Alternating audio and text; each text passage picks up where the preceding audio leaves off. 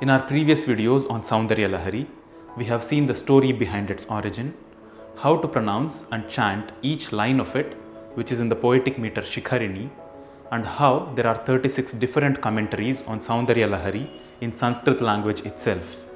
In this video, we are going to try and explore as many dimensions as we can of the first shloka, including how to pronounce it, its meaning, encoded spiritual secrets within it, and the benefits one can attain by practicing it. The Sanskrit channel is an effort to explore a vast variety of topics from original Sanskrit literature. If you wish to support this effort, consider becoming a sponsor on Patreon or make a one-time contribution through these options. Your support will help us create more of these videos more frequently on more number of topics. Do check out all the links in the description below. Let us first look at the pronunciation of the shloka. As we saw before, each line is composed of 17 syllables which are split into two groups of 6 and 11. Shiva Shaktya yukto yadi bhavati shakta prabhavitum na chedevam devo na khalu kushala spanditumapi atastvam aradhyam harihara virinchadibhirapi pranantum stotum va kathamakrita punya prabhavati. Let us now look at an in-depth meaning of this shloka. Yadi Shivaha Shaktya Yuktaha. If Lord Shiva is united with Goddess Shakti, Bhavati Shaktaha Prabhavitum, becomes capable of action.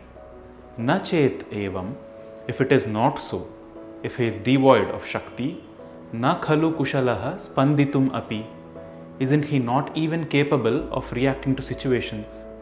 Atahatvam, so to you, Harihara Virinchadibhirapi Aradhyam, who is worshipped by each one of the Trinity, Brahma, Vishnu and Shiva, Pranantum Stotum Va, to either worship or praise, Akrita Punyaha, someone who has not performed any good deed, Katham Prabhavati, how is one capable?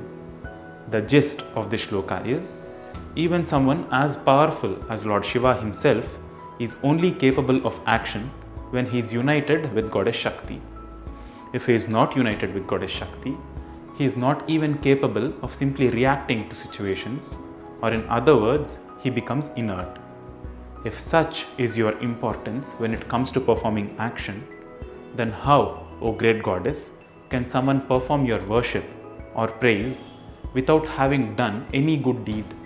In other words, one must be really fortunate and must have accumulated a lot of virtue to even attempt praising or worshipping you. Let us now explore some subtle meanings hidden behind this shloka. Lord Shiva is considered the father of creation. He is the emptiness of space or the nothingness in which creation manifests. Goddess Shakti is the primordial energy which is manifest in millions of different forms of existence. She is seen as the mother. Creation is said to happen when they both come together.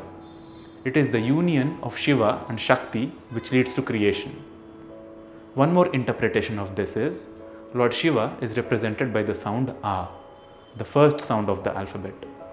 Goddess Shakti is represented by the sound E. If we take away the sound E from Shiva, we are left with the word Shava, which means a corpse, devoid of any life. So it is the Shakti or energy which animates Shava and makes it Shiva. Another interpretation of this shloka is through the Shri Chakra. There are 4 upward pointing triangles in a Shri Chakra which represent masculine nature or Shiva. The 5 downward pointing triangles represent the feminine nature or Shakti.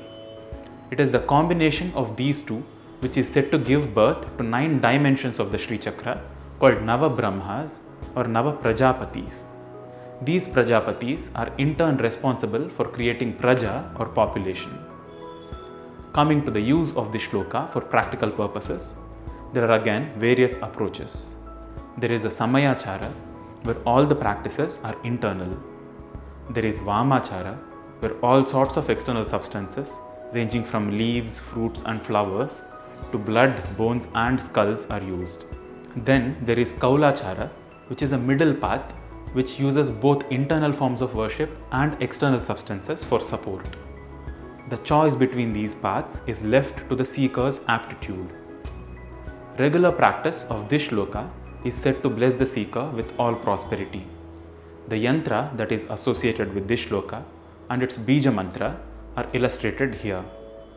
There is a specific way of drawing the yantra and chanting the shloka for a fixed number of times or a fixed number of days as a vrata or a ritualistic practice. However, that kind of knowledge transmission requires a dedicated environment. This is mentioned in my video on the science of Diksha or initiation. For a safe practice for all, the best way to use the yantra is to look at its geometrical form and mentally visualize it while chanting the shloka. You can find more about it in my video on yantras. We are also trying to create high definition posters of Soundarya Lahari yantras which you can use for this sadhana. You will find a link to them in the description below once they are ready. Soundarya Lahari Prayoga says that this shloka should be chanted 1000 times daily, regularly for 12 days to complete the mandala or a cycle and attain the results of this sadhana. Now that we are aware of the meaning and the spiritual and practical significance of this shloka, I'll chant the shloka one more time. You can try to chant it along with me with the yantra and bija mantra visualized in the mind.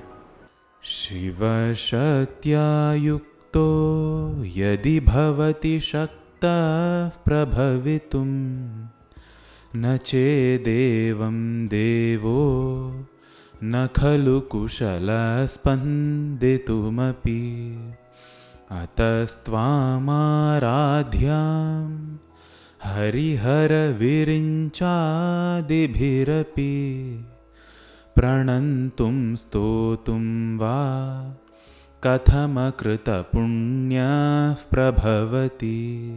I hope you enjoyed watching this video.